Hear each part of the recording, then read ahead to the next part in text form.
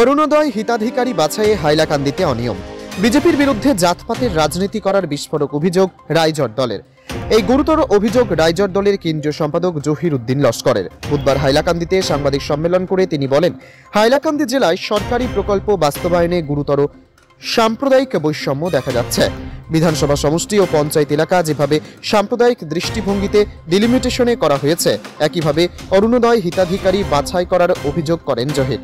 তার কথায়, হিন্দু এলাকার ভোট কেন্দ্রে অরুণোদয় হিতাধিকারী অধিক টার্গেট করা হয়েছে, মুসলমান এলাকায় তা তুলনামূলকভাবে কম। জহির আরও বলেন, বিজেপি সরকার এখন জাতপাতের রাজনীতি করছে। তারা তাদের মন গড়া অরুণোদয় প্রাপকের তালিকা তৈরি করেছে, যা বাছাইয়ের ক্ষেত্রে বৈষম্য ফুটে উঠেছে। অরুণোদয় প্রাপকের তালিকা থেকে এই বৈষম্য দূর না হলে রাইজট দল আদালতে মামলা করার সিদ্ধান্ত নিতে বাধ্য হবে বলে জানান জহির। সাংবাদিক সম্মেলনে রাইজট দলের কেন্দ্রীয় যুব বাহিনীর সভাপতি সাদিক আহমদ চৌধুরী, ছাত্র মুক্তি সংগ্রাম সমিতির জেলা সভাপতি ফরিদ উদ্দিন লস্কর সহ অন্যান্যরা উপস্থিত ছিলেন। হাইলাকান্দি প্রতিনিধি রিপোর্ট, গণ আওয়াজ। মানুষকে অরুণোদয় দেওয়ার জন্য নয়, তাই হাইলাকান্দি ডিস্ট্রিক্ট কমিশনার মহোদয় অতিশয় স্পষ্টীকরণ দিতে হবে কিসের ভিত্তিতে এই টার্গেটগুলো দেওয়া হয়। এরপর আমরা দেখেছি যে প্রত্যেকটা সেন্টারে যেগুলো কমিটি বানিয়ে দেওয়া হয়, একটা পরিবার থেকে 3 জন এই কমিটির মেম্বার, কোনো পরিবার থেকে 60 জন মেম্বার। এই কমিটিটা কে বানিয়েছে?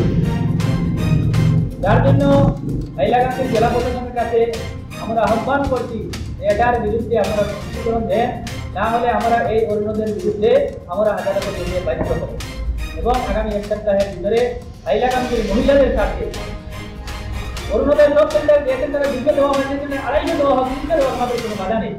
কিন্তু বাদবাকি সেন্টারের মহিলাদের সঙ্গে কেন অন্যায় করা হচ্ছে? মহিলাদের কেন ন্যায় দেওয়া হচ্ছে না? মহিলাদের এই পরিকল্পিতভাবে এই অরুণোদয়কে বঞ্চিত করা হচ্ছে, এটা কোনো অবস্থায় মেনে নেওয়া যায় না। যে সেন্টারে 250 দেওয়া হয়েছে, এই সেন্টারে আরো বেশি দেওয়া হোক, আমরা ধন্যবাদ দেবো।